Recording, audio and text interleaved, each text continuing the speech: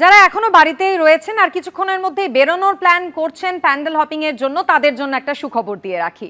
সপ্তমীতে অর্থাৎ আজ ভারী বৃষ্টির সম্ভাবনা নেই, ফলে আপনাদের ঠাকুর দর্শনের যে প্ল্যান রয়েছে তাতে খুব একটা অসুবিধা হবে না। তবে হালকা বৃষ্টির পূর্বাভাস রয়েছে। আরো বিস্তারিত জানাবেন প্রতিনিধি অরিত্রিক ভট্টাচার্য আমাদের সঙ্গে রয়েছেন। অরিত্রিক, আজকের জন্য তো যথেষ্টই একটা সুখবর, কিন্তু বাকি দিনগুলোর জন্য কি এতটাই সুখবর দিচ্ছে আলিপুর আবহাওয়া দপ্তর? কি বলছে?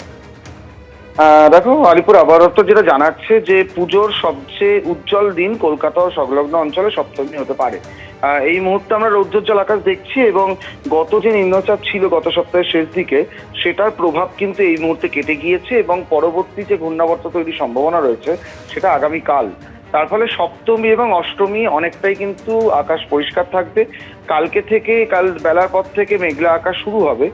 সেক্ষেত্রে বৃষ্টির সম্ভাবনা রয়েছে মূলত নবমীতে, এবং বৃষ্টির পরিমাণ বাড়তে পারে দশমী, একাদশীতে, এমনটাই কিন্তু প্রাথমিকভাবে আলিপুর আবহাওয়া দপ্তর জানাচ্ছে।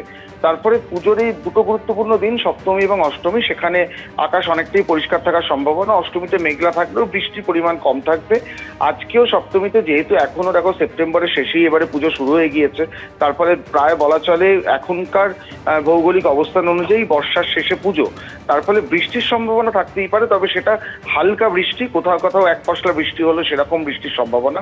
কালকে সেটা একই রকম সম্ভাবনা বজায় থাকবে, বিকেলের পর একটু বাড়তে পারে, কিন্তু নবমীতে বৃষ্টির পরিমাণ বাড়তে পারে এবং দশমী একাদশীর বৃষ্টি আরো কিছুটা বাড়বে, এমনটাই কিন্তু প্রাথমিকভাবে আলিপুর আবহাওয়া দপ্তর জানাচ্ছে। ধন্যবাদ অরিত্রিক।